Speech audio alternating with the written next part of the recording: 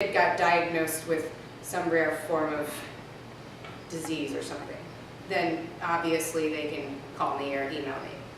But I tell them in my meetings, if you email me, I will press delete. I won't even read it. Because children need to learn how to communicate with their coaches. And they have to come to me in person. And that's something that my girls have gotten used to and my parents respect. And I rarely have issues with this. I don't know if I really ever have. Parent will just go to my athletic director if they have a problem with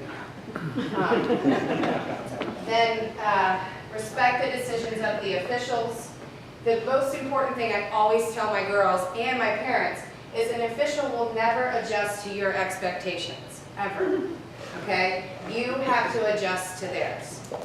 And in Georgia, we know most of the refs that we have. So when you see a ref, you know what their big call is going to be. Okay? And you can check who your refs are in the book. So you can call another coach and say, hey, they just refed your game. What's their big emphasis? Because they do. They will emphasize something that will be important to them. So get to know the refs so you can avoid freaking out on the sidelines. Okay, shooting space. That wasn't shooting space. How do you know what shooting space is? Okay? Get involved. Read the rule book. When I was at Centennial, because most of my kids started playing in 9th grade, so their parents had no clue what lacrosse is, and here they are paying hundreds and hundreds of dollars, and they're signing their kids' life away to me. I would bring in, Veronica, I think, came one year and did a clinic for me. So we would have like a kickoff dinner, and Veronica came and just went over all the rules for all the parents, and answered any questions that they had, and explained the rules. So then, I could say, you know the rule, you were at the clinic. Enjoy the game, get involved, encourage the child to come talk to me, help monitor their grades, and most importantly, help monitor your children's social media websites. Okay, because especially at the high school level, that's the #1 thing that comes back to bite you in the butt. So I tell my girls, my husband coaches football, Friday nights when I'm home alone at 10 o'clock waiting for him to come home, I sit and I look on Twitter and I make a list of who to talk to on Monday.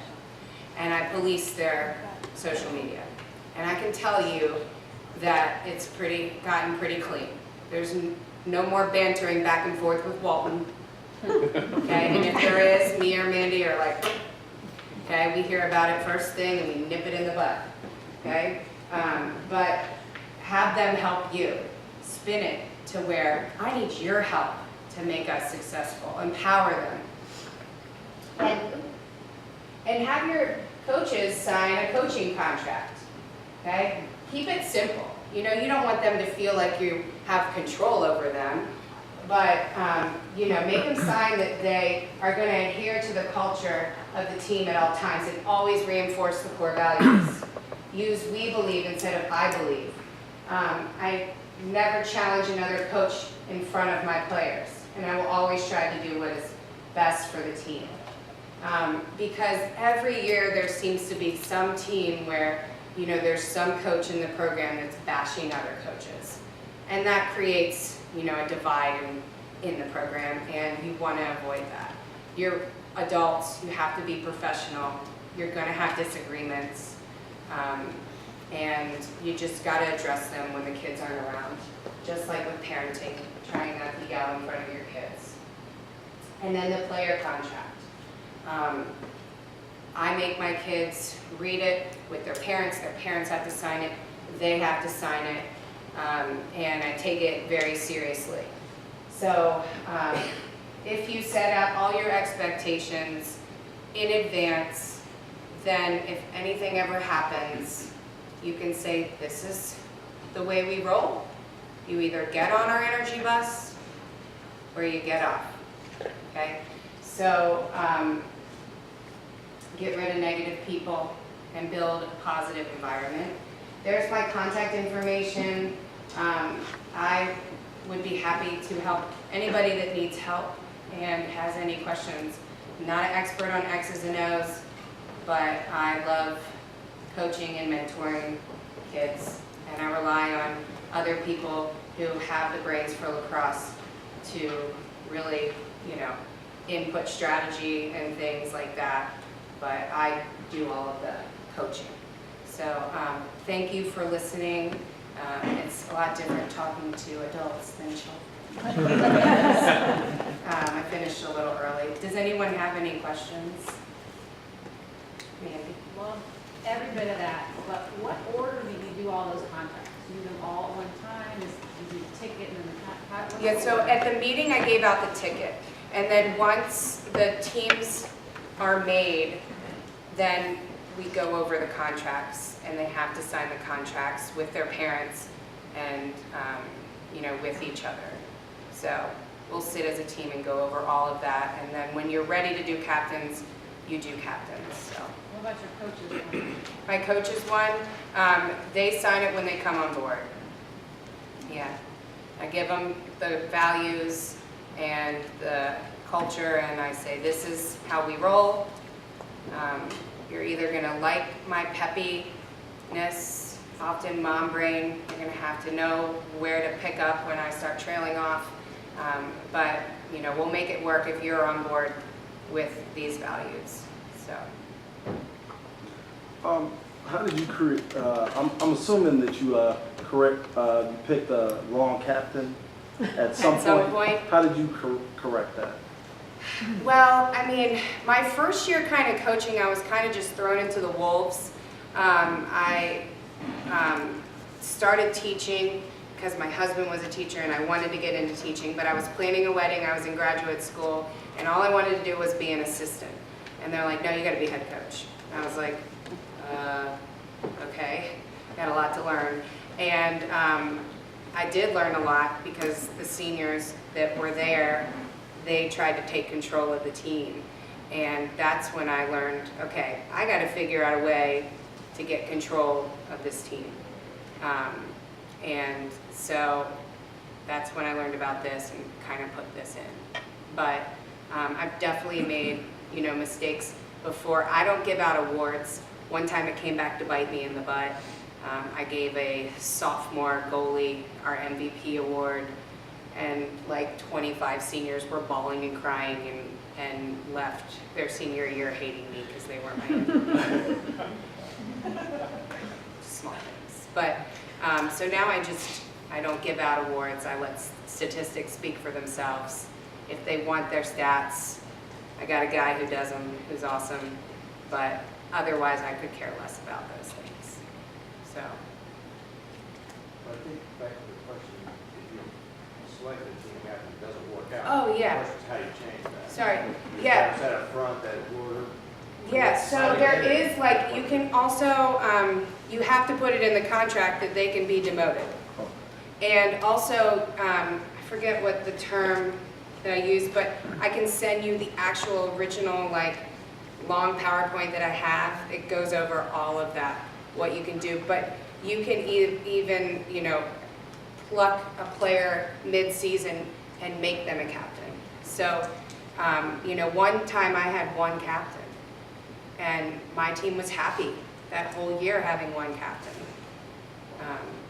So, yeah, have it in there that you can get rid of them. Yeah. Is this program-wide, or is this just your varsity, or how much? Yeah, so last year when I came in, because I started a program before and I saw what worked and didn't work. So last year when I got to Lassiter, I didn't want to come in and abruptly change everything. So what I did was I really worked with my seniors, and I met with them every week, sometimes twice a week. And we read a John C. Maxwell book together, and I talked to them and I said, what is important to you? What do you love about Lassiter's program? What works and what doesn't work? And then I kept in what worked, put my own spin on things, but I didn't take anything away from them that they liked, because I wanted them to feel, like they could trust me and we could build a relationship. So does that kind of Oh, I'm just wondering, like, for schools with, like, a varsity and a JV. Yeah, so Does I run all my JV do it, practices, I run or- all my practices together.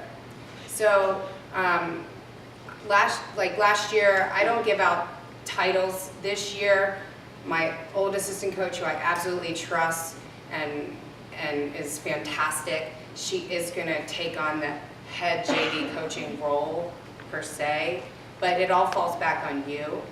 So everything that goes on in my program, I have my hands on. No parent is allowed to email my assistant coaches without copying me on it. They're not allowed to speak with them without me there to protect them. So my JV does everything that my varsity does. We ride the same bus together, we ride to away games together, and we ride home together. We don't take two separate buses. We're one team. And that's something that I always emphasize. Because the girls can play in 17 games total. So I make my varsity team small to start, and my JV team bigger, and then I can pluck girls up that I want. But I'll never take a girl who isn't going to play and put her on varsity. I'll keep her on JV and then pull her up when she's ready. But yeah, they do everything that I do, and I'm blessed to be at a program where our junior program is thriving, and they also adhere to, the same culture that I believe in. So, yeah, definitely top to bottom, it's got to be the whole program. Any other questions? Thank you for listening. I appreciate it. Yes? I've got a quick one. You mentioned a couple things, stats, and in here you also mentioned goals. How do you work in the quantification and make sure that it's always kept positive? Like how, That- what do you mean? I mean, do you use stats a lot more than you do your culture, or? Okay. No, I've never used Okay. the stats. Okay.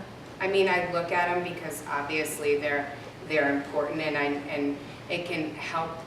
I use it more to teach girls, here's where your deficit is, and I never do it in front of their teammates. It's always one-on-one, Okay. always one-on-one. So, but yeah, my whole thing is, and I also, talking to the Maryland girls, they said that Kathy Reese's role is to be the mother hen. And that, in the perfect world, I would have an offensive coordinator and a defensive coordinator and a goalie coach. And maybe one day I'll have that. And then all I can do is just work on relationships and motivation. That would be my dream. But, so, yeah. I would just worry about those things individually and keep building confidence, because the more confidence you build in them, the more hunger they're going to have to be successful for you and for the team. Yeah. So, thank you.